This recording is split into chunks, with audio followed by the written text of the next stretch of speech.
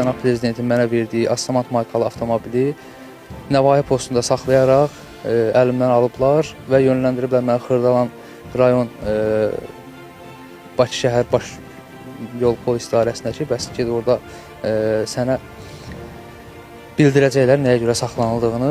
Gəldim Xırdalanda mənə dedilər ki, bəs 34 min sənin maşının cəriməsi var.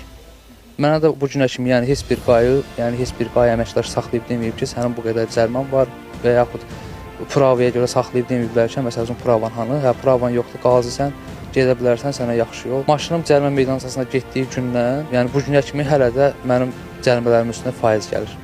Faiz elə bir şeydir ki, yəni faiz bir dəfə gəlir, bitiyor, dayanır.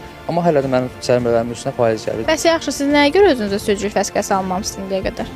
İndiyə qədər ümumiyyətlə 50-lərə prava mən yəni elə bilirdim verilmir. Amma nazirliyin icazə kağızı ilə, yəni sürücülük vəsiqəsi almaq olurmuş. O ki qaldı maşın məsələsinə, yəni qayda pozuntusu ola bilər. Sadəcə olaraq birinci dəfədən yəni cərimələrim gəlsəydi, yəni mən o qanun pozuntusunu yəni ikinci dəfə eləməzdim. Vətəndaş Əhmədli Rəşad Talehoğlunun sözü gedən məsələ ilə bağlı müraciəti nəzarət qaydasında araşdırılıb. Araşdırma zamanı Əhmədli Rəşad Talehoğlunun törətdiyi yol hərəkəti qaydaları əleyhinə olan hüquq pozmaları ilə bağlı yaranmış cərimə öhdəliklərinə xitam verilməsinə dair hüquqi əsaslar müəyyən olmamışdır. Qeyd edim ki, İnzibati Xətalar Məcəlləsinin 7.1-ci maddəsinin tələbinə əsasən inzibati xəta törətmiş şəxslər irqindən, milliyyətindən, dinindən, əqidəsindən və qulluq mövqeyindən asılı olmayaraq qanun qarşısında bərabərdirlər.